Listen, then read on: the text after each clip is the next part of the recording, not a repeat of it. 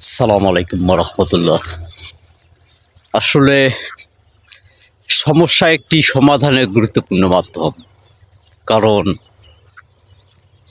আপনি যদি কোনো কাজে ভুল না করেন, সে কাজের কোনো পরিবর্তন আসবে না। সেখান থেকে কোনো ভালো ফলাফল আসবে না। আপনি বারবার ভুল করবেন, ভুল থেকে সঠিক শিক্ষা অর্জন করবেন। এটা বাস্তব শিক্ষা। তাই জীবনে ভালো কিছু করতে গেলে প্রথমে হয়তো ভুল করতেই হবে। ইচ্ছাকৃতভাবে তো কেউ ভুল করতে চায় না। আর ইচ্ছাকৃতভাবে ভুল হওয়ার সম্ভাবনাও নেই। তাই জীবনে যেই সমস্যায় আসুক না কেন, প্রেশান না হয়ে, হতাশ না হয়ে সেটাকে নিয়ে চিন্তা করুন এবং সেটার কমতি কী, ঘাটতি কী, সেটা নিয়ে মনোযোগ দিন। অবশ্যই সেটার সমাধান সেই ভুল থেকেই বের হয়ে আসবে এবং সেটাই হবে জীবনের সর্বোত্তম শিক্ষা।